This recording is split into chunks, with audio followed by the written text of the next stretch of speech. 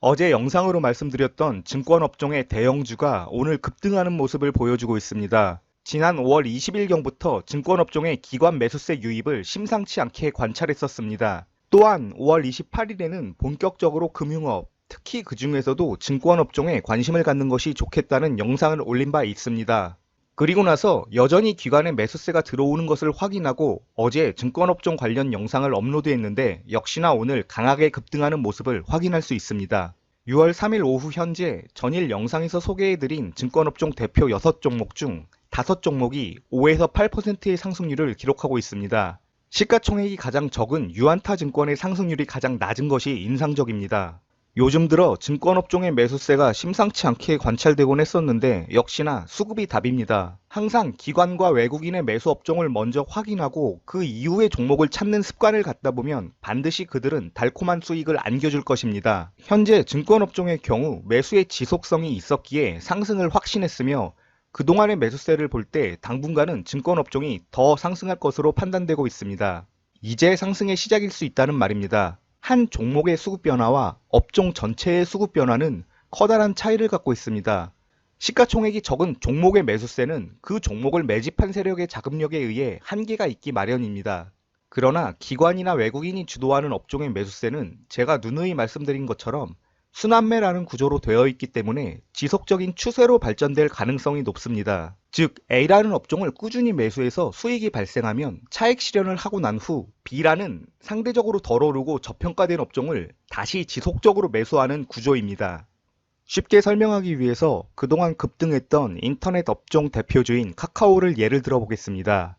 기관이 카카오를 1월 30일 이후 5월 6일까지 1150억가량 대량으로 순매수했습니다. 물론 이렇게 매집할 때의 주가는 등락을 반복합니다. 이렇게 기관이나 외국인이 강하게 매집을 할 때에는 코로나 사태라는 대형 악재가 터진 시점에서도 종합주가지수나 다른 종목에 비해 비교적 주가가 선방하는 모습을 보입니다. 그러다가 매집이 끝나게 되면 뒤늦게 개인들이 달라붙습니다. 아, 저 종목 심상치 않다, 뭔가 있나 보다 라는 심리로 인해 개인들이 추격 매수하는 것입니다. 그리고 이 정도 시점이 되면 기관이 매집한 종목에 뉴스가 쏟아져 나옵니다. 소문에 사서 뉴스에 팔아라라는 증시 격언이 딱 적용되는 상황입니다. 이렇게 개인이 매수를 할 때 기관은 유유히 차익 실현을 하는 것입니다. 매수할 때의 주가보다 훨씬 높은 가격에서 그동안 저가 매수한 종목들을 파는 것입니다. 오늘도 현재 3.5%의 장대 음봉을 보이며 하락을 하는 모습을 볼 수 있습니다. 이번에는 기관이 매집하고 있는 차트를 한번 살펴보겠습니다.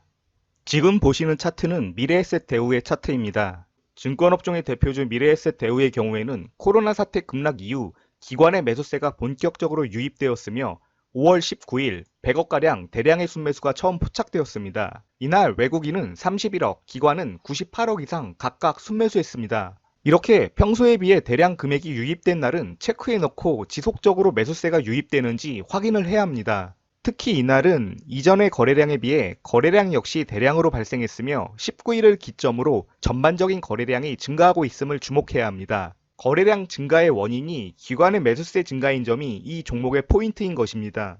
미래에셋 대우의 현재 수급 상황을 보면 매우 긍정적입니다. 화면에서 보시다시피 이전의 매집 구간과는 별도로 최근의 기관 매수 유입이 굉장히 많습니다. 5월 8일부터 전 거래일인 6월 2일까지의 기관 매수 금액이 무려 620억 원에 달합니다.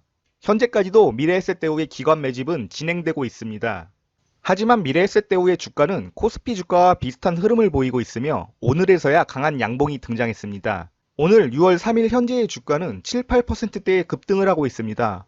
얼마에 마감될지는 정확히 모르겠지만 오늘 이후에도 상승 추세를 지켜나갈 확률이 더 높습니다. 향후 주가가 더 오를 확률이 높다는 의미입니다. 우리는 앞에 카카오의 경우처럼 뒤늦게 상승을 보고 따라붙은 개미들이 생길 때, 즉 기관이 차익 실현하는 시점을 파악해서 기관과 함께 매도하면 됩니다.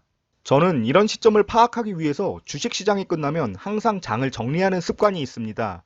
2008년도부터 꾸준히 해왔습니다. 매일매일 차트를 들여다보는 것도 좋습니다. 하지만 차트만 들여다본다고 해서 달라지는 것은 없습니다. 그게 지난 10년간의 제 결론입니다. 차트는 매일매일 변하고 어떻게 움직일지 전혀 예측할 수가 없기 때문입니다. 물론 그 안에서 패턴이나 기법들을 적용할 수는 있습니다. 기본적인 차트 분석은 필수입니다만 차트 분석만으로는 향후에 상승할 업종이나 종목을 발굴하기가 정말 어렵습니다. 따라서 결국 우리는 차트보다는 수급 동향에 신경을 더 써야 합니다. 기관이나 외국인이 무엇을 사는지, 얼마나 사는지, 지속성은 있는지 등을 종합적으로 파악하면 그들의 보유 물량을 가늠할 수 있습니다.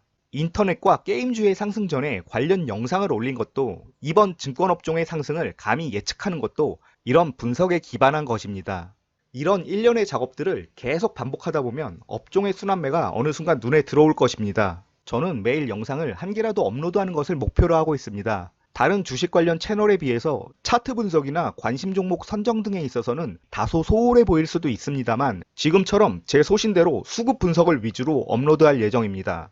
특히 5분 증시 요약이라는 영상에서 이런 힌트를 제공해드리고 있으니 관심있게 봐주시면 도움이 될 것이라고 확신합니다. 시가총액 소형주의 일회성 단타 영상이 조회수 면에서 훨씬 유리한 것은 저도 알고 있습니다. 대부분의 투자자들이 시총 1000억 미만의 종목 매매를 선호하는 이유는 아마도 대형주는 무거워서 급등하기 어렵다는 선입견 때문일 것입니다. 하지만 시황 및 업종을 분석하고 특히나 수급을 집중적으로 분석해서 매수 타이밍을 잡는다면 대형주에서도 얼마든지 오늘의 증권업종처럼 커다란 수익을 누릴 수 있습니다. 그리고 무엇보다 안정성이라는 투자에 있어 가장 훌륭한 미덕을 함께 할 수 있습니다. 아무리 급등하면 뭐합니까? 갑자기 거래정지되어서 투자 원금을 고스란히 잃게 되는 사태를 불과 며칠 전에 다들 보셨을 겁니다.